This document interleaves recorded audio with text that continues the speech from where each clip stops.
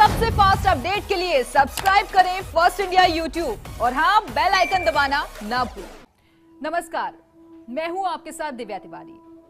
राजस्थान का नाम जहन में आते ही पुराने किले, बावड़ी, यहाँ की रियासत याद आ जाती है और इसी वजह से यहाँ के इतिहास को करीब से देखने समझने के लिए न सिर्फ देसी बल्कि विदेशी पर्यटक भी खिंचे चले आते हैं।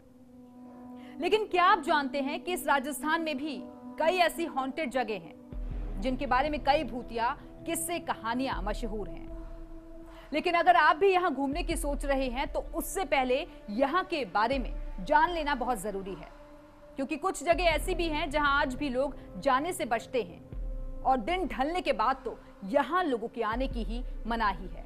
चलिए सबसे पहले बात करेंगे अलवर के भानगढ़ किले की।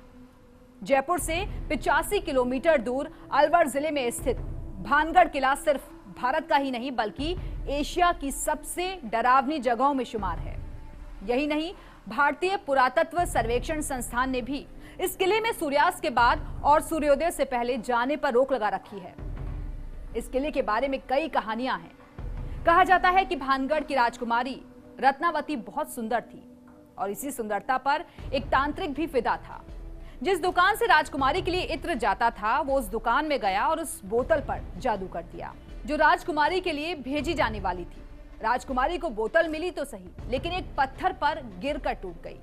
जादूगर ने ऐसा जादू किया था कि इत्र लगाने वाला उसे प्यार करने लगे। अब इत्र पत्थर को लगा था तो पत्थर ही जादूगर से प्यार में उसकी ओर चल पड़ा। पत्थर ने जादूगर को कुचल दिया, लेकिन मरने से पहले उसने भानगढ़ की बर्बादी का श्राप दे दिया। कुछ वक्त के बाद एक युद्ध हुआ जिसमें भानगढ़ तबाह हो गया और यहाँ रहने वाले सभी लोग मारे गए।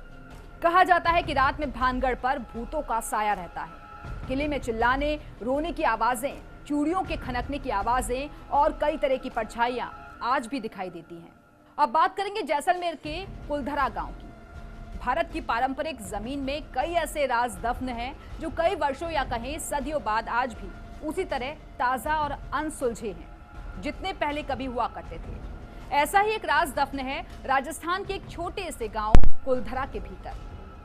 कोई कहता है कि कुलधरा की भूमि पर सैकड़ों वर्षों से भटकती आत्माओं का पहरा है। कहा जाता है कि कुलधरा गांव करीब 170 साल से वीरान पड़ा है।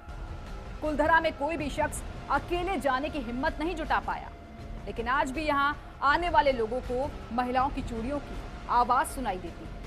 अब बात करेंगे तीसरे हॉन्टेड जगह की, राणा कुंभा महल, जो कि चित्तौड़गढ़ में मौजूद है। 15वीं शताब्दी में राजस्थान के चित्तौड़गढ़ में ऐतिहासिक किला बना जो कि राणा कुंभा महल के नाम से जाना जाता है। कहा जाता है कि राजा महाराणा कुंभा का शाही जीवन इसी किले में बीता, लेकिन यहाँ सैर सपाटे के लिए आने वाले लोग बताते हैं कि उन्हें किले में भूतों का एहसास हुआ।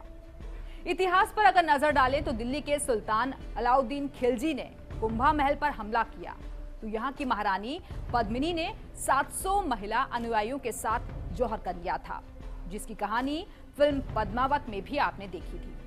अब बात चौथे हॉन्टेड प्लेस की, यानी कि नाहरगढ़ किला, जो कि जयपुर में मौजूद है। जयपुर में अरावली की पहाड़ियों से घिरा नाहरगढ़ किला भी भूतिया जगहों में शुमार है। यहाँ पीले रंग के किले से गुलाबी नगरी जयपुर का नजारा देखते ही बनता है। लेकिन कहा जाता है कि नाहरगढ़ में पुनर्स्थापना संगठन के मालिक को अपने घर में रहस्यमय तरीके से मरा हुआ पाया गया था और उनकी मौत के बाद उनकी आत्मा इसी किले में आज भी भटकती है।